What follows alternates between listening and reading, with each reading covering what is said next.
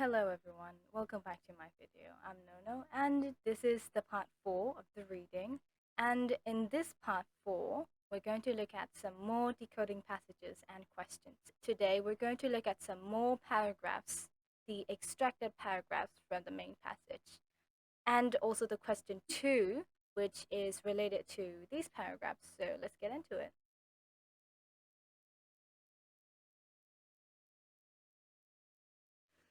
Okay, so this is another paragraph, another part of the passage. Okay, so pause this video right here and take your time reading these two paragraphs and make sure that you remember all of these information. Make sure that you remember all of this generally, that what you've gone through.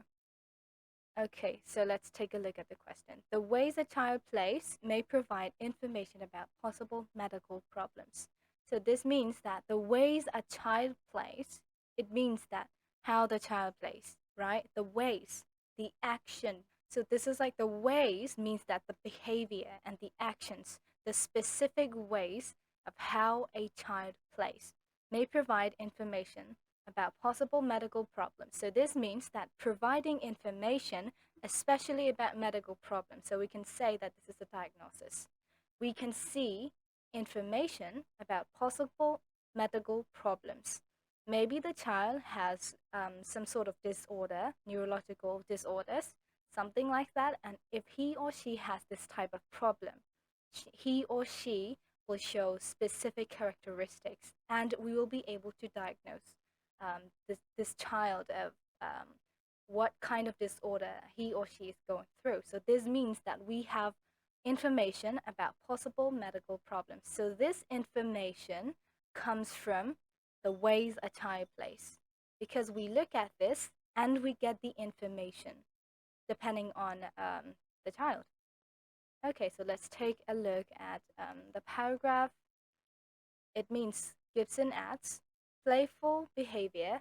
The behavior is also an important indicator of healthy social and emotional development.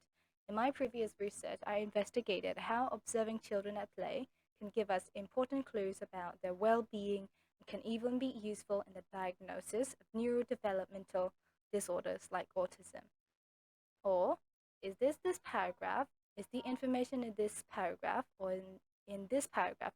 Whitebread's recent research involved developing a play-based approach to supporting children's writing. Many primary school children found writing difficult, but we showed in a previous study that a playful stimulus was far more effective than an instructional one. So it's pretty obvious, although we have to analyze this. Where is the answer, like the location of the answer?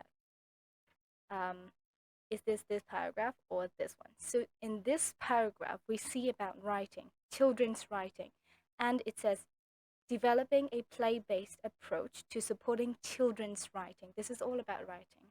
It's not about playing anymore. It is a play-based approach, but it's not actually about how play determines the actions and the diagnosis of the child. So this paragraph says playful behavior, the way a child plays, right? Because behavior is the way that somebody behaves. So it's also an important indicator. It indicates something. It shows us information. It gives us information of healthy social and emotional development. So these are like healthy, good social and emotional development. In my previous research, I investigated how observing children at play can give us important clues about their well-being and can even be useful in the diagnosis of neurodevelopmental disorders like autism.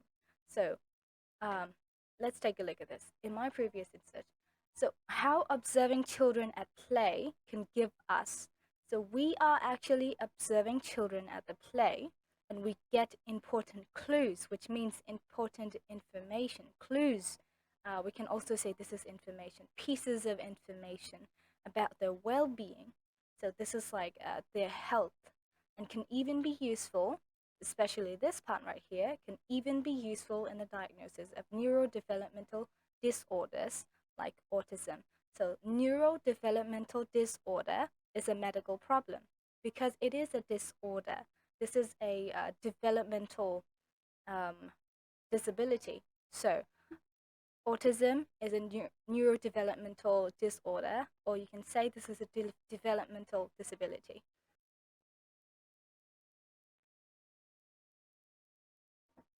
Okay, so the diagnosis of neurodevelopmental disorders like autism. So autism, let's take a look at this one. So how do we diagnose autism? We don't have like a physical evidence. Like for example, we can't scan their brains. We can't do like MRI scans of the brain, or like the electroencephalograms of the brain. We don't have any blood tests also. So we don't have these non-behavioral like results at the medical tests of the individual having autism. So for these people, like especially children having ASD, autism, we can't diagnose them with physical evidence, which is the medical test. We need special characters. Like we need to diagnose them by looking at the special characteristics that are like quite different from normal people, like how they behave. And the most effective way to look at this is in their play, because when they are playing as children, young children, they will behave very strange. So these are part of the research. These are part of the diagnosis process. So just like this, just like these facts, we are looking at these children to diagnose them with autism if they have this kind of disorder. So that's why it's said um, observing children at play can give us important clues about their well-being and can even be useful in the diagnosis of neurodevelopmental disorders like autism. So just like that, looking at their behaviors helps us diagnose, or they provide information about possible conditions or disorders, medical problems, and neurodevelopmental disorders. Disorder is like something abnormal, something strange. It's usually not good. So we can say this is a problem because it's bad. Neurodevelopmental, we can translate that. We can turn that, we can simplify that into a medical problem like autism. Something like that. This is medical problem and also may provide information. It says here, this part, uh, give us important clues. So the main thing is the way a child plays. So the way a child plays means the behavior, playful behavior, or observing children at play. So what are we observing? How they are playing, right?